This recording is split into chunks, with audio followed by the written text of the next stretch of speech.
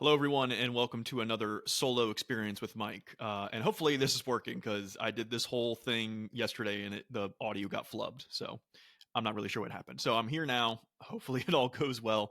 Um, it's another vinyl update. If you recall, if you listened to the Beatles thing I did a few weeks ago, I said that there was three things I wanted to do prior to us coming back fully with Album Fight Club, Cody and I. Um, this is the second of those three. And as the title suggests, it is a vinyl update of recent records that I've purchased in the last. I don't actually remember when the last vinyl update was, so I think it's been a few weeks, if not months at this point. I could be totally wrong. I don't frankly know. Um, but yeah, this is one where if assume most people don't really care, and that's fine.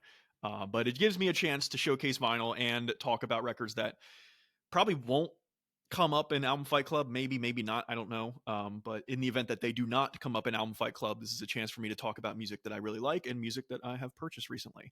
And it's quite a bit of a stack. And the thing about it is that it's like two genres pretty much. There's a little bit of leeway in some of them, but for the vast majority of this, it's like heavily dominated by two specific genres. In one case, kind of dominated by a specific band. Um, and what this title should be is Vinyl Update with the Ghost of Cody present, because a lot of the music I'm going to go through today kind of either I think of Cody when I talk about the band, or Cody is literally the reason I know this band or know this group. So shout out to him. Hopefully he's the guy who's listening to this. He's probably the only one, honestly. Um, but yeah, I'm going to do it like I normally do. I'm just going to showcase the vinyl, talk about it, etc. I wish I had a better title for this than just vinyl update and the date. Shout out to a guy named Mike Seatown on YouTube and former member of Dead End Hip Hop. He does a vinyl update series as well, and his is called Records and Ramblings. And honestly, I wish I could just ape that title and do it for myself, because that's basically what this is. It's showcasing records and it's me rambling for however long. I don't want to steal his thunder though, and I think he's a way better YouTube personality than me. So, and my dog is scratching at the chair, so that's gonna be fun. Regardless, let's talk about some records. I guess let's just go through these. The funny thing too is that for a lot of these records, I got a lot of these at most at $20, which for my personal philosophy with vinyl, if I see a record that I like and it's under $20, I'll probably snap by it immediately. Anything over $20, I have to stop and really think, okay, do I really want this? Is it really worth whatever price point it's at? So for the vast majority of these, the fact that they were under $20 or at $20 was kind of reason just to grab it anyway. But yeah, so let's get to it. I said that there were two genres that really dominated this conversation. The first record here is not one of those genres. This is actually a rap album, and it is Freddie Gibbs and Madlib's Pinata. So if you've seen my rap vinyl series video, I think that's actually the first one I did, if I'm not mistaken, you'll recall that on that episode I talked about Bandana, which was the second in this supposed trilogy of albums between Freddie Gibbs and Madlib. This was the first.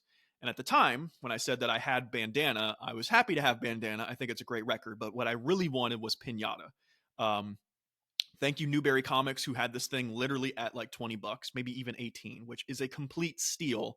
Because this right here, this is easily not only one of my favorite rap records of the 2010s, it's honestly one of my favorite rap records of all time. Like easily top 10, maybe top 5. I'd have to think about that. But the thing I love about this record, other than the fact that Freddie Gibbs, the rap artist, is just killing it on every track, other than the fact that Madlib, the producer, is killing it on every track, it sort of feels like the sequel to Mad Villainy that we never got. And if you know me well, you know Mad Villainy and MF Doom are not only my favorite rap artist, also one of my favorite rap albums of all time. MF Doom is like my idol when it comes to writing. And so to have a proto sequel here in this record, Pinata, I mean, the second I heard this thing, I was like, this literally sounds like Mad Villainy if Freddie Gibbs was on it instead.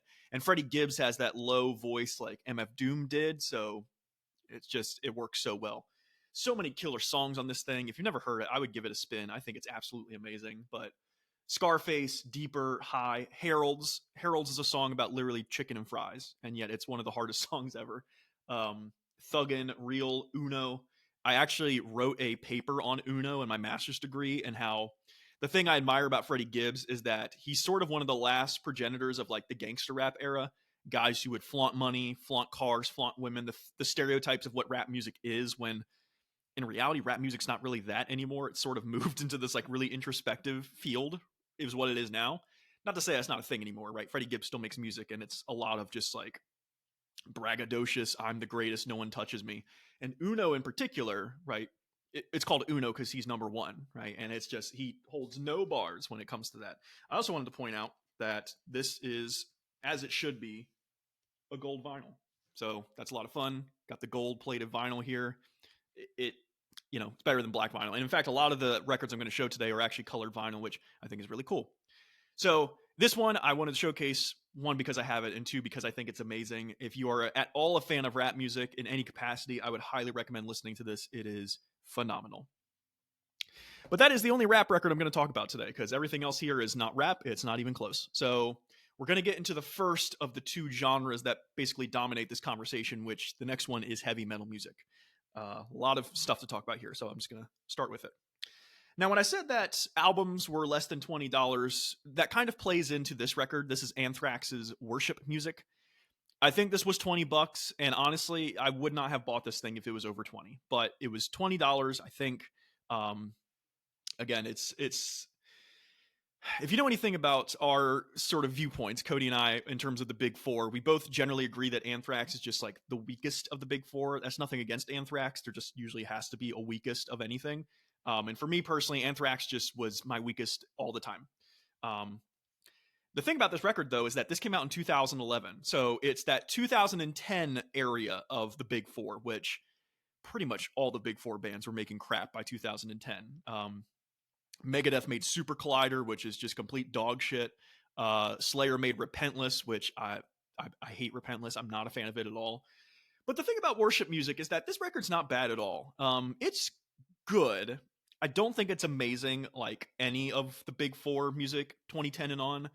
My favorite big four record from 2010 on is probably still Hardwired Self-Destruct. Even though that record, I think, overall is not great, I think there are some amazing songs on it. That's the case with this too. I mean, I don't know about amazing, but songs like In the End and Judas Priest, I really like. I think it's kind of funny that Revolution Screams, the last song, is a 6-minute song. Then it pauses for like 5 minutes, and then there's a second song, but it's all under the umbrella of Revolution Screams, and it's like 15 minutes in length. Very odd choice. Also, I was today years old when I found out that the star on Anthrax, the A, is right there. Funny enough, I never knew that, and I've been looking at Anthrax albums forever. So it's a fine record. I don't love it. It's a gatefold, which is fun, so I'll go ahead and show that off. And what's also fun about this one is that it's actually a orange vinyl, so that's cool as well. But yeah, it's fine. Do I expect to be playing this a lot? No, I don't. But it's cool to finally have an Anthrax vinyl. I have 0 up until now, so I would much rather have Spreading the Disease, Among the Living, the songs, or the records we've talked about on Album Fight Club. Can't find them under $20, so there you go. All right, these next two records, they're actually companion records. So back in, I want to say March, if I'm not mistaken, Cody, Jason, and I went to see Between the Buried and Me. We've talked about this on the Colors episode. They were doing the Colors experience, which is Colors 1 the first night, Colors 2 the second night. They had an opening band as part of this, and that band was the Acacia Strain, which prior to the concert, I really didn't know them that well. I knew maybe a song here or there, but Cody was like, hey man, you really should listen to this because these guys kick ass. And once again, this episode has a lot of Cody influence. There's a lot of Cody hypefluenza in it. So these two records here are actually two records that they released as sort of companion pieces. The first one here is Step Into the Light. And funnily enough, as far as that concert goes, the first night, they played the entirety of this record, and this record's only like 20-something minutes long, so they played this record and then a bunch of other songs across their career. And then the second night, they played the other record that I'm about to get to. But Step Into the Light is the first of the two, and it is exactly what you expect from the Acacia Strain. Fast, heavy, frenetic. It's like getting your teeth punched in. Like, if you're into heavy music and you like just getting pounded by sound, this is a record for you. Another case of colored vinyl, and in this case it's not really yellow. It looks like yellow on the screen, but it's more of like a very, very light yellow-green color.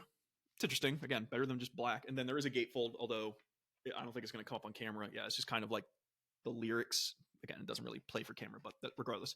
I think this record's good. It's more of Acacia Strain, but the thing is that the next record I'm about to talk about, I just value way more. So it's cool that they gave a record that would definitely please their hardcore fans. Like this record, if you're a hardcore Acacia Strain fan, I don't know how you don't like this. Um, but their next record was not that. Their next record was completely experimental, not usually what they do, and that is Failure Will Follow. This thing is 40 minutes long, but it's only 3 songs. So that would be Pillar of Salt, which is about 11 and a half minutes, Bog Walker, which is 17, and then Basin of Vowels, the last track, is about 10 minutes in length. So 3 songs, 40 minutes ish in length, and bro, oh man, I know this is not normal Acacia Strain, and I'm not like a mega Acacia Strain fan, so this might sound off for some Acacia Strain fans. This record, like, this is it for me. This record is exactly what I want this band to do from here on out. And this is not what they normally do, so it's kind of weird to say that, you know? God, this thing's so good. And the crazy thing was the second night they played this, and you could just tell, like, it's less heavy. Well, it's super heavy. I'm not going to say that, but it's less frenetic. It's very slow, like sluggish, slow, trampling through the mud, slow. And the crazy thing is the second track, Bog Walker. Jason, Cody, and I all made this comment when we heard this song, which is, if you've never heard the song, there's like a 4-minute guitar intro where the guitar player basically plays like the same riff for 4 minutes straight. But he plays it in such a way that's like so hypnotic and sludgy and like soaked in acid. And when we watched it, it was kind of like hypnosis. We were just like, man, I'm just like in a trance right now. This is crazy. It's awesome. It's beautiful. I love it. And the last song, Basin of Vowels, one of the heaviest things I've ever heard, but I love every second of it. Another interesting color vinyl here. It's more like a blue-white splotchy pattern, just to show that off. It is a gatefold again, but, you know, it's not really going to... Well, this one shows up better, but as you can see, just the lyrics, basically. Yeah, if Acacia Strain's going to make more albums, which I hope they do, maybe not all of them have to be this, but can you do more of this? Because I think this is really amazing. I'm not sure if fans felt the same way. I would expect some Acacia Strain fans to say, hey, give us more of your normal stuff, not whatever this was. I really appreciate them taking that sort of experiment, though, because I think it paid off swimmingly. So I would love to see more of that, but I'm not the biggest Acacia Strain fan in the world, so who am I to say? Okay, the next 6 records I'm about to show off are from the same band, and this is entirely on Cody, because if not for Cody, I would not have these 6 records. And those 6 records are by the band Converge. Now, if you listen to our Converge episode, I've gone through the story of my experiences with Converge. Prior to doing the episode we did, I was not a mega fan of this band. Cody and I saw them live, and even after seeing them live, I was like, it's just not for me. I can appreciate it, but, you know, I just kind of like pull my weight from it. Then after doing the episode, I was like, okay, I get this band now. Like, this band really makes me see things that I didn't before. So in most cases here, a lot of the records I'm about to show off were like $20. And at that point, I'm like, well, why wouldn't I buy it? And in the case of some of them, for example, this first one, which is No Heroes, which, if I'm not mistaken, was like 2 albums after Jane Doe or something. It was like 2006, 7 era. Again, I could be totally off here, but not one of their more like lauded albums. From what I've gathered and what I've listened to, I think Converge doesn't have a bad album under their belt, at least the 6 I'm about to talk about. I think all these are pretty good at bare minimum. But this is an album that I've only heard like twice at this point, so I can't really give much of an opinion other than I enjoy it objectively. Like, that's all I can really say about this album. It is, once again, more colored vinyl. In this case, it is a solid blue. But yeah, I've enjoyed what I've heard, but I can't really go deep into this album because I just haven't heard enough of it. So I'm glad I have it. Again, $20. How could you not pick it up? And it's cool. I'll just leave it at that. That is also the case with this next one, although I have some more familiarity with this next one, which is The Dusk in Us. Right, yeah, The Dusk in Us. Sorry, I forgot the name for a second. This is actually the Newberry Comics edition of it, which is sort of like the special edition with this sort of like rainbowy color effect on the cover. This is actually in the outer sleeve. I'm not going to take it out because it's a bitch to get back in because it's such a heavy thing. It's a double album, so I'm more familiar with this one, but by more familiar, I mean like I've listened to this 3 times as opposed to the 2 on No Heroes. But I will say, the song Reptilian on this thing, that was a song where I heard it And immediately I was like, holy shit, this song is amazing. What is this song? Oh, it's called Reptilian. Awesome. I'm going to remember that one. But beyond Reptilian, when I listened to it, I really enjoyed it. I thought it was great, but it's not the kind of thing where I can just rattle off all these song names and be like, yeah, I totally love all of it. I did enjoy all of it, but in this moment, excuse me, in this moment right now, all I can really say is I like it, and I'm excited to hear more of it. But I do have it on vinyl, so there's that. Now, with these next four, they're more of a case of I have more of an opinion about them, either because A, they're just wildly different, or B, I'm very familiar with them. Not so much with the case Axe to Fall. This album, I probably heard it twice, maybe 3 times, but in those 2 to 3 listens, it was very clear to me, like, okay, this album fucking kicks ass. This thing's amazing. The opener, Dark Horse, such a good opener. And then the title track, Axe to Fall, is, in many ways, it's like the thrashiest Converge album I've ever heard, which they do thrash a lot on their records. But like in this one, it was very clearly like, this has more mainstream appeal, at least to me, in my opinion, than the rest of these records do. So this was a very quick listen and a very quick, like, immediate understanding of why this thing is great. However, I'm not super familiar and intimate with enough to be like, oh yeah, all these songs, I know exactly how they go and et cetera, et cetera. However, Worms Will Feed, Rats Will Feast. Amazing title. Absolutely amazing. There's another one coming up that I love as well, but Axe to Fall is pretty dope. This one stands out to me because it's just so wildly different. And if you're a Converge fan, you probably know exactly what it is, which is Blood Moon 1. If you don't know, this is I deign to call it a Converge album. To me, it is a Chelsea Wolfe album with Converge as the backing band. So Chelsea Wolfe, she's a solo artist. She does a lot of like gothic metal music, if I can even describe it that way. And of course, she did this collaboration with Converge on this record, and I think it's really cool. Now, I'm not super well versed in Chelsea Wolfe to say like this is her greatest work ever, but I am enough of a fan of this to say like I would be interested to hear more. Hopefully there's a Blood Moon 2, because I think this collaboration is pretty cool. But again, it's another example of something like Failure Will Follow, where I'm like, I'm not sure if Converge fans found this really good or really interesting, because it just doesn't sound like Converge. It does sound like Converge, but not in the Converge way you're used to, right? It's like a total experiment for Converge, the band. So while I personally enjoy it and I think it's really cool, I don't know if they're going to do another one. I would not be surprised if they do not, but for my money, I would love to hear it. So hopefully. All right, these next two we're very familiar with, because these next two are sort of the ones we did on the episode. That includes You Fail Me, the Redux version. This is Cody's favorite Converge album. This is actually the album he leaned towards in the episode, and I can see why. I mean, this record, again, kicks ass. It's a really good one, especially songs like Black Cloud, Heartless, You Fail Me, Eagles Become Vultures. Maybe my favorite Converge title of a song ever. It's such a good title. And again, the song or the album really doesn't pull its punches. It kicks ass. It's great.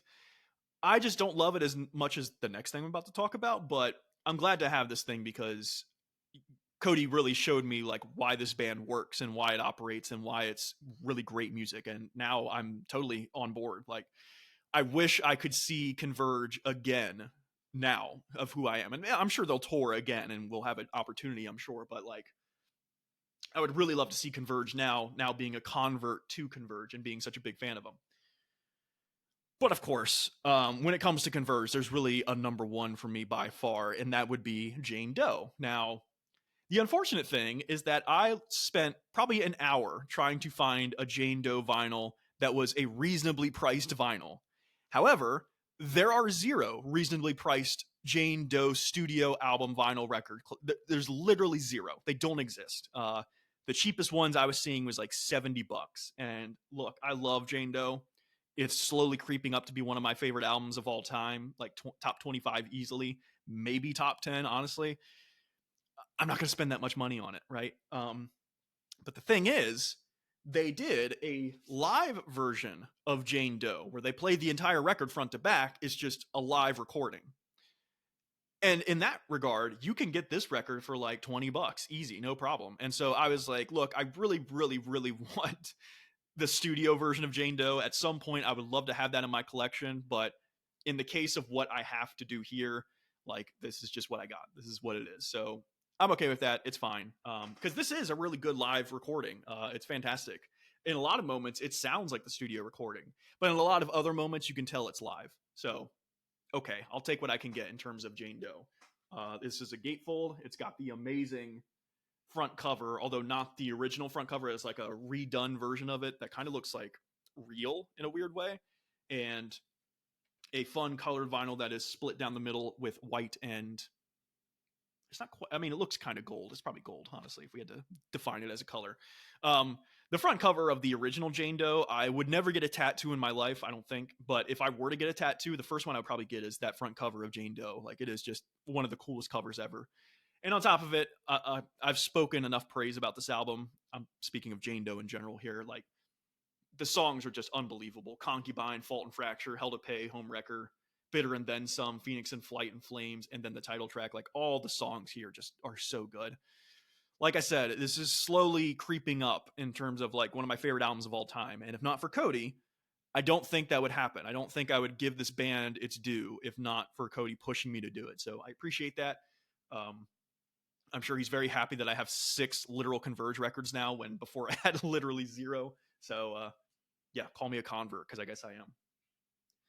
Okay, that is the end of Converge, and that is also the end of the metal portion of this vinyl update. The rest of this I'm going to call indie/emo, and definitely more emo-driven, because if you listen to the Into It Over It episode that we did on Album Fight Club, and I say we, but I was not on it. It was Cody and his friend Jimmy. Cody made the very odd claim that apparently emo music's my least favorite genre of music. I don't know where he got that from. I don't think I've ever said that in my life, nor have I said it to Cody, but apparently that's what he thought in the moment.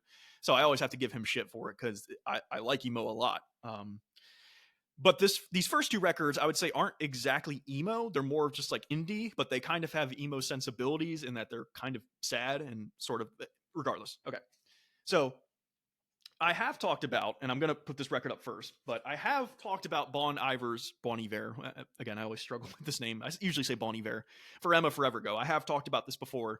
I bring this up because these next 2 records are the other 2 records I really like from this artist. But just to briefly say it, because I don't know, I grabbed it for some reason when I've had this for a while. I think this record is a masterpiece. I think it's one of the greatest indie folk albums of all time, singer-songwriter albums of all time.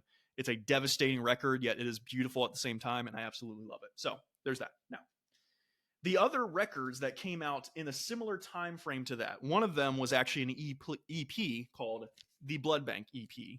In fact, I think this was between For Emma Forever Ago and the next album, or it might be before For Emma. I don't exactly remember. It's only got 4 songs, which are Blood Bank, Beach Baby, Babies, and Woods. Here's the thing about this. As an EP, I mean, it's not very long. It's EP. That's fine. It's understandable. I think side A of this EP is golden. Blood Bank and Beach Baby, I absolutely adore. Beach Baby in particular is like one of my favorite Bon Iver songs. So that first half, I love it. I think it's amazing. The second half, though, with Babies and Woods, I just don't really care for. I think Babies is just super repetitive and doesn't really do much. And then Woods is an interesting idea, which is it's pretty much an a cappella song, but like, it does build towards a conclusion, but the build to me is not that interesting. It's just kind of one note, in my opinion. So the second half of this record, EP, literally I could do without. I'm fine with it not even existing, honestly. But the first half of this record, I think, is phenomenal. In fact, Beach Baby, like I said, is like one of my favorites. But again, I got this for very cheap, so I figured why not. But his follow-up to For Emma and / Blood Bank was the self-titled Bon Iver. What I really like about this record is that For Emma Forever Ago, if you know it well, you know that it's like a devastatingly sad album. But this album feels like a triumphant, like getting over your grief, getting over your trauma and like conquering it. And I love the sound of this thing. It's not For Emma Forever Ago. It sounds like a completely different experimental thing. However, in that experimentation, it just feels mighty. It feels victorious. And in particular, the last song, Beth Rest, that song is such like a victory lap for Bon Iver. I think it's not just a victory lap in terms of the album, but in terms of like his career. Like he's finally made it. A lot of his music, I think Holocene in particular was nominated for a few Grammys. So like to be Grammy nominated now, that's pretty amazing. Holocene is actually my favorite Bon Iver song. I absolutely adore that song. But there's other great stuff on here too, like Perth and Towers, Wash and Calgary, Libsyn, like so much good stuff here.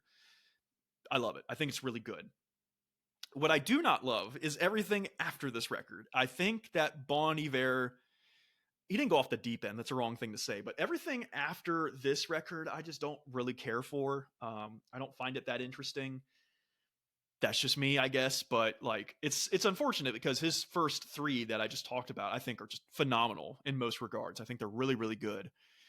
And then something just happened where I think he went a little too electronic for me in terms of what he does and sort of lost the magic of what Bon Iver is. But again, artists can do whatever they want. They don't have to appease to my taste. I just wasn't my favorite direction is the one that he chose. All right, now we're in full-blown emo music. And these next couple records, I think, are emo records that anybody who is into emo music should either know or should listen to have they not heard it. This first one, though, like if you're a fan of emo, I don't know how you could possibly not know American Football and their first record. In many ways, quite possibly the most celebrated and lauded emo record of all time. Maybe I could be wrong, but that's what it feels like to me. If you go into any emo circle and ask, hey, can I get what's a good starter album? Like, how do you not recommend American Football's first album? It's just phenomenal. It's kind of perfect, honestly, in terms of emo music. And you listen to the songs and you just get it. I mean, Never Meant, honestly, I should be leaving soon. I'll see you when we're both not so emotional. Stay home. The one with the Wurlitzer, like so many great songs on here. And what's kind of interesting here is that it's a similar Bon Iver situation where this thing is like a masterpiece. I think this is probably one of the greatest things emo music ever did. But everything after this, not really. Which is a real shame because it sucks for a band like American Football to have like a super celebrated album and then everything after it just feels like lesser this. Which is maybe not fair to those other records, but I'm sorry, they're just not as good as this. Like they struck gold on this first record and then tried to strike gold on all the others and they just didn't get it. They struck like bronze, honestly. So while this record is amazing and it is one that I'm happy to have and I got for, again, like $20, I think, it's a situation where like the other American Football records, I don't really need them. I don't really think they're amazing, honestly. So that's that. Okay. Perhaps some more. I don't know. I don't know if this band is popular or not. To me, though, I just love this record, which is "The World Is a Beautiful Place," and I'm no longer afraid to die's "Harmlessness." Harmlessness is the name of the album, by the way. That long ass thing I just said was the band's title, the band's name. So they have a super long name. But the thing about this record that I love is that it's kind of like if a rock band decided to go emo, or vice versa, where an emo band decided, hey, let's add some rock to this thing. And I love how like gritty and gnarly this thing is. In certain moments, it sounds like a straight up hard rock record. In other moments, though, it doesn't, because this is a very progressive emo record. In particular, if you have never heard any of this music, the one song I really recommend is January 10th, 2014. Not only do I think that song's amazing, not only is my favorite "The World Is a Beautiful Place" song, but the thing about that song is that it has so many like movements and variations and just really cool things it's doing. It's got like 5 different movements and it's only like a 5-minute song. So it's constantly doing something new. And it's telling this like really weird story about this woman who is basically getting revenge on bus drivers who abuse women or something like that. It's just really strange, but it just works for me on many levels. But this whole record's amazing. Wendover, I think, is another amazing song on this record, but it's surrounded by really good stuff. So if you've never heard this, I would definitely recommend it. I think it's really special and I think it's really great. And it's also my favorite "The World Is a Beautiful Place" album by leaps and bounds, honestly. I think it's just their best ostensibly. As far as the 2010s are concerned, at least for me, and I'm not the end-all be-all voice of emo music, literally I'm not, but for me, one of the true standouts of the 2010s is Foxing's "The Albatross." I remember where I was when I heard this for the first time. I was in the dorm room of my friend at the time, Tori Green. Shout out to Tori Green. We literally haven't talked in years. But she put this on because she was a Foxing fan on a record player, and I had never heard this album before. And the second it started get going with Bloodhound, I was like, holy shit, these guys are like really good. And in particular, I wish I could say his name right now, but that damn vocalist, dude, he gives it his all on this record. It is crazy. On songs like Inuit and The Medic, I mean, he's blowing out his vocal cords just to like drive the passion and the ferocity of this record. It is a gorgeous record. It's a very emotional record. And honestly, like I said, as far as the 2010s are concerned, I think this is one of the best records, not only in emo music, but I'm honestly considering like this one of my favorite records of the 2010s. I just love it that much. Now, their follow up, which, excuse me while I grab it, is The Dealer. The Dealer is good, not as good. And in some cases, I think people actually don't really care for this record. I do enjoy it. I don't enjoy it nearly as much as The Albatross, but I do think it has good moments. There's a song in here called Indica, which I'm pretty sure is the song with the trumpet. I could be wrong, but or maybe that's Nights. Unfortunately, it doesn't list off the tracks, and I should have looked this up beforehand. But there's a song with this trumpet, and when I was doing work with Atlantic Stage, which is now a defunct theater company, we ran a podcast called The Long Monday. Steve Farley, Caleb Sleeby, and Jason and I ran this podcast. At the time, or rather prior, it was right before COVID happened. The last show Atlantic Stage ever did was 4,000 Miles, and I was the sound designer for this show. And in my opinion, that show really played into like an emo sensibility musically for me.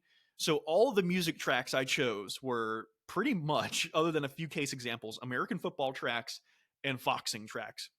And the damn song, I can't remember the name of it, that has that trumpet on it. And if you've heard this album, you know exactly the trumpet I'm talking about. That thing was like the thematic sound of the show for me. So this record holds a special place in my heart for that. Again, I do think it's good. I do enjoy it. I just don't think it's nearly as good as The Albatross. And unfortunately, this is another Bon Iver situation where after this album, I don't really care for anything Foxing did after it, unfortunately. It's not like they really changed their sound fundamentally. I just think they do it not as good. And I hate to say that, but that's just how I feel about it. So those two records I just mentioned are fantastic. If you haven't listened to them, I would highly recommend them. But everything beyond that, I mean, you can give it a listen. I just didn't really care for it myself. Finally, the last album in this vinyl update. And this one is a massive shout out to Cody. When I show this one, I think Cody's going to do that thing where he like raises his arms up in victory. Into It, Over It, Intersections. So again, this is the album Fight Club that I was not on because I was on vacation at the time. And I told him, look, just if you have a co-host lined up, just go with it. So he did this with his friend Jimmy, which is honestly good because Jimmy had a lot more to say about this than I did at the time. But even though I wasn't on the episode, I was like, okay, I want to listen to this band because I would have done the episode if I was available and more well-versed on it. And the two of them went for Standards more than this one, if I understood correctly.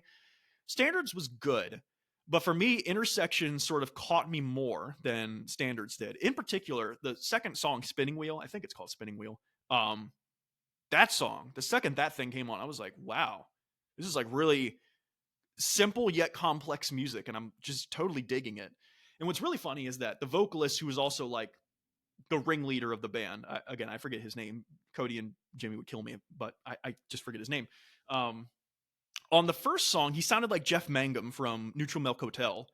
And I was like, okay, Jeff Mangum's not my favorite artist or favorite singer, but I'm following you. But then on the second song, and then pretty much onwards, he sounds like Dookie era Billy Joel Armstrong from Green Day. But like behind really not heavy and fast frenetic punk music, like When I Come Around Billy Joel, but like on really nice instrumentation and really lush, vibrant, instruments. It was a really cool sound. And I don't know, something about Intersections just caught me more than Standard. So when I saw this at a reasonable price, I was like, sure, I liked it. I'll take it. And in fact, we played this record again, whenever Savannah and I cook, we usually play a record just so we can have something listening to. And I threw this on, and Savannah had never heard the band before, much like me when I got first introduced to this via Cody and Jimmy. And within a few songs, Savannah was like, man, I really like this. This is really good. Who is this? And there you go. Not only have I been converted to this band, and I think they're pretty cool, Savannah likes it too. So Cody did his just desserts. He got me into another band. So there you have it, as well as calling out Cody for me apparently not liking emo music. I really like the records I just went through. But that is the end of my stack currently. I'm sure in the coming weeks and months I'll get more, and once that happens, I'll do another vinyl update. But if you did listen to me rambling for the last 35 minutes, I appreciate it. You could literally be doing anything else with your time, but you chose to do this for whatever reason. But like I said, I appreciate it. There's one more thing I have basically planned to do before we come back for Album Fight Club Season 3 in January. So look forward to that.